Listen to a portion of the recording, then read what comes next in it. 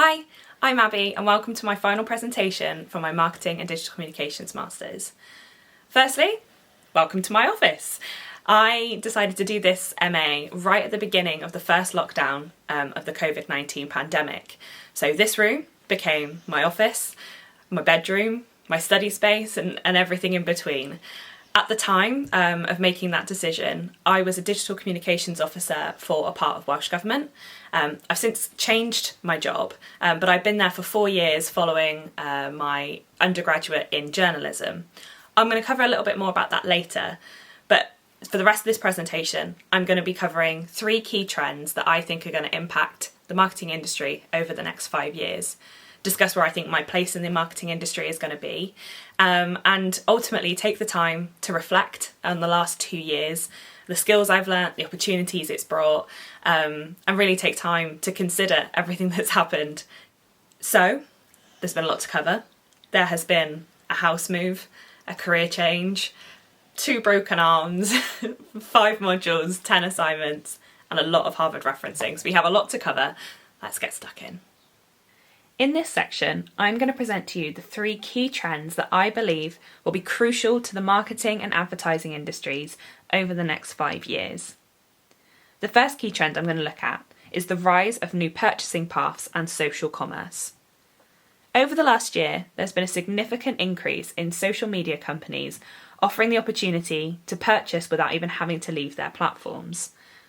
As a result, there's been a 95% increase in the number of social commerce sales, an industry that's expected to grow 3 times faster than traditional e-commerce. Studies have shown that social commerce will drive more conversion rates over the coming years, and its growth shows that this is not simply a fleeting trend. In fact, it's predicted that it's going to account for 62% of the global social commerce spend by 2025. It's perhaps no surprise that this is being primarily driven by Gen Z and millennial audiences, who are the most dominant audiences on these kinds of social media platforms. Of course, the latest to be seen on the market is the TikTok shop. Now, TikTok is one of the fastest growing social media platforms, overtaking growth rates of both Instagram and Facebook. It's expected to have around 15 million active users in the UK by 2025, and that's a growth that's really inclusive of a wide audience demographic. At the end of 2021, the platform launched a new shopping feature, which enabled merchants, brands and creators to showcase and sell their products directly on TikTok through in-feed videos, live streams and the product showcase tab. The TikTok shop is free to set up, with no listing or subscription fees, and brands can sell their products via the shopping feature and TikTok simply take a commission of around 5%.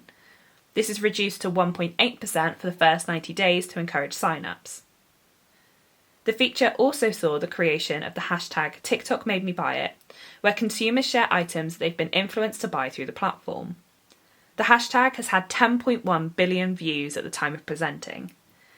Additionally, 79% of UK TikTok users said that they've discovered new brands through TikTok, and 54% have made a purchase after seeing a brand on TikTok. So clearly that's where our consumers are, so how can marketers make the most of it? Well, there are multiple strategies that brands can take to encourage purchasing through these new paths, including merchant-led lives and in-feed videos, creator collaborations and influencer-style marketing that we've seen on other social media platforms, and then more traditional promotions such as discounts, flash sales, and campaigns that are run and promoted by TikTok itself. Mallow's Beauty, a small business based in Cardiff, has had huge success using these kinds of strategies. The founder, Laura, claims to earn the same amount of revenue in 2 hours on a TikTok shop as she does in 1 week in her bricks and mortar retail store. I couldn't speak more highly about TikTok. I love TikTok. I'm Laura Mallows and I'm from Mallow's Beauty. I started my company in February 2020 and we recently joined TikTok Shop literally 2 weeks ago, and it's been incredible. I love the live aspect, so people can shop whilst talking to you directly. There is a massive community feel, not just on my TikTok, but also through all the comments, customers are replying to each other and talking to each other. We've got a shop in a main shopping centre in Cardiff. I make on a TikTok live in 2 hours more than we do in a week in the shop. The coupons are amazing, you get free shipping. I just think the whole experience is just fantastic. This clearly provides an exciting new opportunity for marketers. With similar features on both Instagram and Facebook, brands can easily access consumers on the platforms that they're already using. Besides providing a one-stop shopping experience, advertisers can also use social commerce strategies to give consumers a sense of community by engaging with them in real time and providing the opportunity for them to ask questions about products while they're being demonstrated. There are, of course, limitations, and marketers should be cautious with how they approach these kinds of purchasing streams. Firstly, there are content format limitations. On TikTok, for example, which is a vertical video platform, it only has 3 time settings of 30 seconds, 1 minute, and 3 minutes. Every brand on this TikTok feature has the same content limitation, making it quite difficult for brands to harness innovation, creativity, and to stand out from their competitors. This also has the potential to be quite costly and time-consuming, which could be a barrier for small independent businesses and startups. There have also been criticisms of the TikTok Shop feature itself. Consumer reviews on Trustpilot tell stories of scams, having their bank details shared without consent, and orders never even arriving. This has had a knock-on effect on the content creators on the platform too. Many, in fact, are leaving the TikTok Shop program after not being paid what they were expecting and finding it difficult to manage the comments of abuse they receive if a product is low in stock or out of stock while they're on a live or paid promotion. For brands, this lack of trust and disengagement of influencers could really impact a brand's success when using these platforms, but it also could negatively influence a brand's reputation and ultimately its brand salience. So, how can brands exploit the opportunities while avoiding these problems? Firstly, identify the right platform for your audience. Where are your audience already spending their time? Choosing the right platform for your demographic will increase your brand's chance at success. Focus on the customer journey. Having a successful social commerce brand relies on having a seamless customer experience. Brands should really put effort into integrating the social commerce strategy into their existing marketing and sales strategies. If it feels clunky, then your conversion rates will suffer. So make sure that at every point, whether they're purchasing through TikTok, Instagram, on your website or in person, that it all should feel like it's the same experience. Testing, 1, 2, 3. Like with any new marketing strategy, social commerce requires A/B testing to figure out how to achieve your desired conversion rates. The good thing is, social commerce provides the perfect landscape to do this kind of testing across different times, locations, formats, and all at a relatively low cost in comparison with traditional marketing methods like television, radio, billboards, and so on. And finally, don't forget that it's social. Encourage engagement and interaction from your consumers.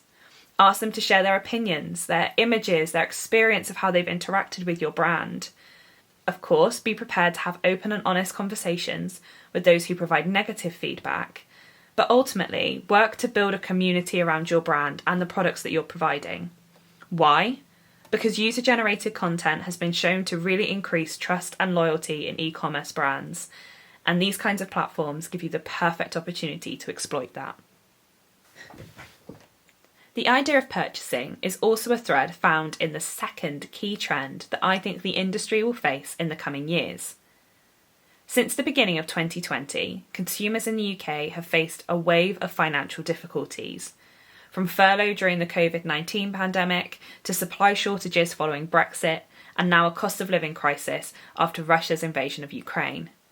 This has ultimately led to the Bank of England declaring that the UK will fall into a recession that is forecast to last until the end of 2023. As the cost of living increases, it's only going to get harder to convince consumers to part with their money. Maslow's hierarchy of needs outline 5 primary areas of basic needs of most people. The theory suggests that someone needs to meet all of the needs in the first level before they can progress on to the next, and so on. Marketers have used this model for years to successfully target their products to one of these 5 basic areas, as it can have a huge influence on purchasing motivations. This cost of living crisis has the potential for some consumers to be looking for new ways to meet their basic needs. This could be why we've seen some consumers swapping their tried and trusted brands for supermarket value ranges or cheaper alternatives after calling on brands to focus on fair pricing and value for money. Unfortunately, only 18% of the public believe that the UK's top retailers will make products more affordable in response to the crisis. This provides an opportunity for brands to step up authentically to meet this challenge and be sympathetic to the struggles that some consumers are going to be facing. One brand who is doing this particularly well is Superdrug. In April 2022, Superdrug froze the price of over 100 everyday essential products across personal care, beauty and healthcare. The following month, it added a further 30 products to its price freeze promise, as it found that 80% of its customers admitted they already were needing to switch to cheaper brands.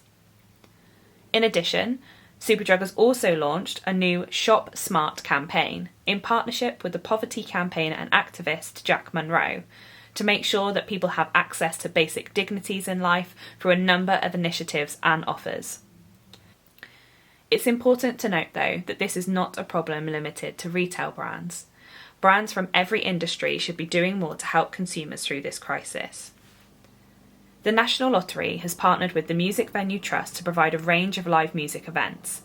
Shows from musicians like Bastille, Becky Hill and the TikTok star Casey Lowry will be taking place across the country, with National Lottery players having the chance to bring a +1 for free, making tickets just £2.50 each. The collaboration is to highlight the importance of grassroots music venues across the UK, but perhaps more importantly, it ensures that cultural activities remain available to all, regardless of their available income. While this example obviously doesn't feature typical brands, what it does do is provide insight into how smaller SMEs and perhaps other brands could partner up in order to mitigate against the cost of living crisis. This is, of course, just one example.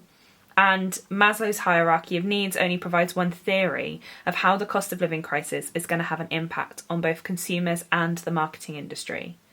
But brands have a real opportunity to meet the needs of consumers by addressing this issue. But it must be done authentically. Brands should consider the steps they are taking internally, such as ensuring their staff are paid a living wage in line with inflation, as well as their own values and history, before taking action, as failure to do so could result in a brand being accused of woke washing and could damage the reputation of the brand further. So the final theme that I think will impact the marketing industry in the coming years is the digital divide and the efforts being made to address it. The digital divide has previously been defined by the OECD as the gap between individuals, households, businesses and geographic areas at different socioeconomic levels with regard both to their opportunities to access ICTs and their use of the internet for a wide variety of activities. However, through my own research, I've discovered and agree with the other theories that suggest that the digital divide is much more multifaceted than this. It is inclusive but not limited to having access to the internet and technology, having the right digital infrastructure in place, having the skills required to use the internet and subsequent technology successfully, and the ability to integrate confidently within a digital world. For my final major project, I investigated the digital divide in the UK and the factors influencing the impact that it is having. From this analysis, I set out a series of recommendations on how the marketing industry can help to address it. I noted in my report that the digital divide seems to be an open secret, with most of the discussions being dominated by not-for-profits and third sector organisations. In fact, it seems that many big brands and industry leaders are just happy to keep quiet. As a result, there aren't many campaigns that are even looking to address and illuminate the digital divide in the UK. However, there is one brand that is really leading the way, and that's Vodafone with their Everyone Connected campaign. The campaign shares the human benefit of being connected. In fact, here is a small clip. Hello. Hi.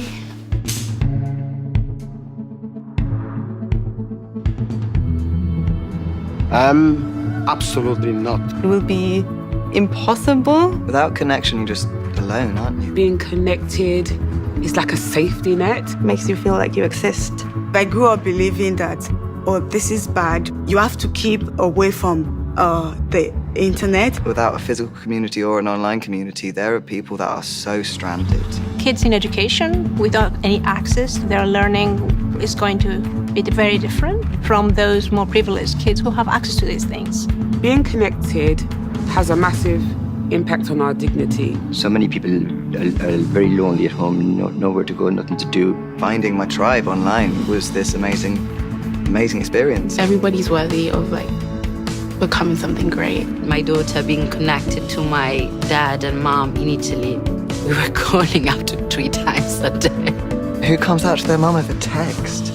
I would have video called her, but she doesn't know what that means. I was denied the access of internet until I was 20. Now, I teach people how to open email accounts, how to operate phone. I am so proud of myself.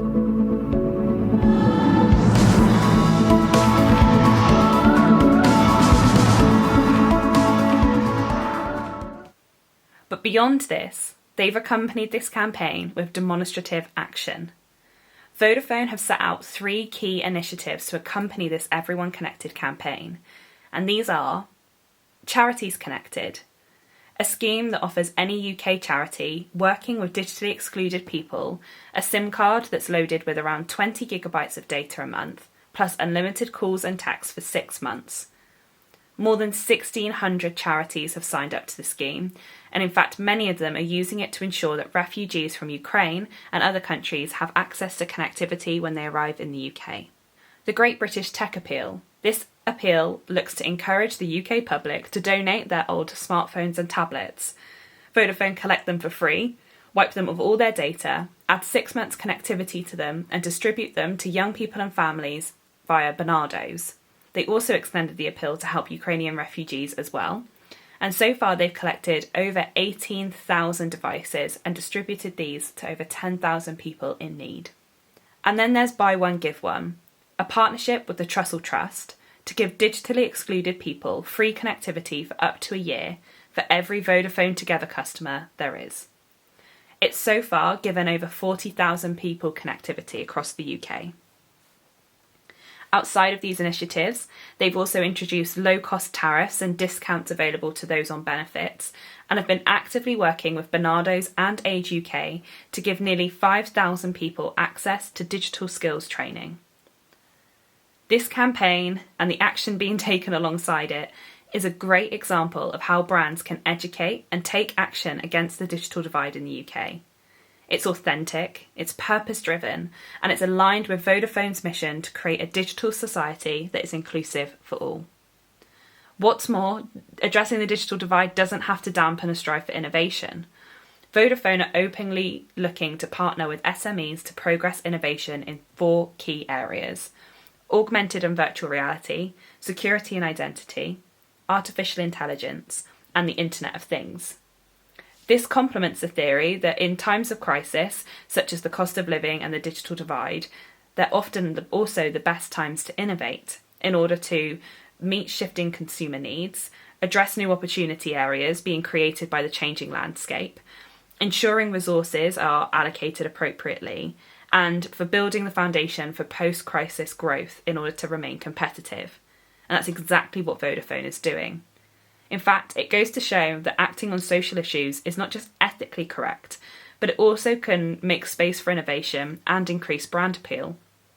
In fact, 57% of consumers are actually more loyal to brands that commit to addressing social inequalities in their actions.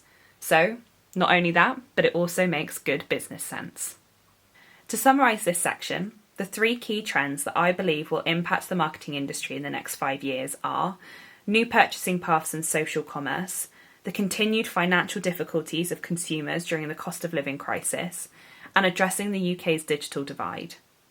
I believe that the brands should be taking the actions that I've outlined in this section, and if they do, that they would be best placed to be market leaders in 2025 and beyond. So this leads me on to my final section, which is a reflection of my own personal development over this MA and my plans for the future. I mentioned in the introduction that I began this MA during the first lockdown of the COVID-19 pandemic. And at the time I was in my 4th year working in digital communications for a part of Welsh Government. I really, really loved that job, but I felt like it was time to learn more and to find out more about the industry, which is why I decided to start this MA. However, as I started kind of going through it, I realised that actually my interests and my passions lied more with the marketing than it did with the kind of digital side, which is why around halfway through this course, I changed my job, stepped away from kind of digital communication and more into marketing, as I accepted a role as a content marketing manager for a tech startup.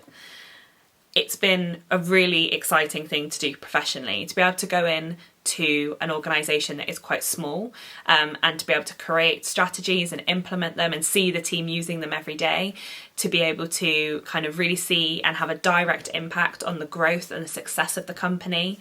I get to travel and spend time filming, but also doing a lot of writing. I run a lot of advertising, so anything that's covered by marketing comes under my remit. But it's been really fulfilling because being able to witness that growth and also a really exciting opportunity, because in the last couple of months I've been offered the opportunity to step up into a head of marketing management role and to start developing and growing our team further. That means being able to hire people to do, other elements of marketing and really just continue to grow and develop the company, which has been really, really exciting. Another thing that's been really great is that my team are really, really supportive of my learning, which means that I've been able to come away to learn through this MA and then take it back into the organisation and start implementing some of the things that I've learned, which has definitely had a huge, huge impact on the company and on my own abilities as well. I have learned so many skills being on this MA. It's given me the confidence in my abilities to be able to present my ideas clearly, like I am with you today, to knowing that my ideas have the potential to be creative and innovative, and working with other people and having the confidence in making sure that my voice is heard when I am working with other people. And then also the more kind of paperwork side of marketing as well, being able to develop strategies that are clear and can be implemented successfully and see the results of those strategies as well. To, making sure that when I am developing strategies through content, that they are well researched through industry and academic sources, and knowing when those sources are correct and valid and that they can be trusted. And these are all skills that I've brought from this MA and that I use in my daily life and in my professional life every single day. My major project helped to identify a set of recommendations for marketing and advertising practitioners to start working towards addressing the very real issue of the digital divide in the UK. Currently, there are still 2.3 million people living in the UK who don't have the skills, the ability, or the access to be able to partake in the digital world successfully. This is such a huge problem in the UK, especially in 2022, and it's something I feel really passionately about, as it's something I've had first-hand experience of. I live currently and grew up in a very rural part of West Dorset, where connectivity and access to digital worlds were a real problem. Internet speeds, phone signal, all of these issues were something that I grew up as just part of my everyday life. Of course, things have got better, but there is still so much that we can be doing. And I think that I would really like to take this issue and these recommendations that have come out through my report and really bring them forward in my career. So what else do I have planned for the future? Well, throughout my MA, I have been building an online portfolio to showcase my work as I aspire to open my own marketing consultancy firm in the future. And since undertaking this major project, I've decided that I'd like my firm to actively tackle issues such as the digital divide, by working with brands to help them consider the lived experiences of those who are offline. Ultimately, to help make the marketing industry more inclusive, but also more effective, especially in gaining audiences that are typically described as hard to reach. Another thing that I've learned through this MA is that while the juggle of a full-time job and a part-time degree has been challenging at times, it's also reignited my love for learning. I've gained skills in academic research, critical evaluation, academic writing, and how to combine these with industry exemplars in order to create work. I'd really like to ensure that these skills aren't lost, and so I'm looking into opportunities to becoming a chartered marketer, or perhaps even doing a PhD. This is something I've given a lot of thought into, and I would particularly like to spend a little bit more time focusing on the impact that marketing has had on some of the most vulnerable in society. And this is just not just in terms of the digital divide, but I'd like the opportunity to explore other social inequalities as well. Alternatively, I'm also interested in investigating the idea of sustainability in marketing and what it would look like if there were legal implications for all levels to behave in a more sustainable manner. Finally, something that I'm really passionate about is using my own experience to inspire and help others. Whether this is my experiences of growing up in a low digital access area, or the fact that I have dyspraxia and have had to develop different ways of accessing and participating in academia successfully. I do already work as a mentor for school leavers, and of course I'm now manager for my own team professionally, but I'd also really love to use my MA to lecture, if only as a guest, for a university in order to help inspire and help the next generation of marketers. In my application for this course, I defined modern marketing as a commercial practice that exists to sell products and show how something fills a gap in the market. And over the last 2 years, I've come to the conclusion that this is not what marketing is at all.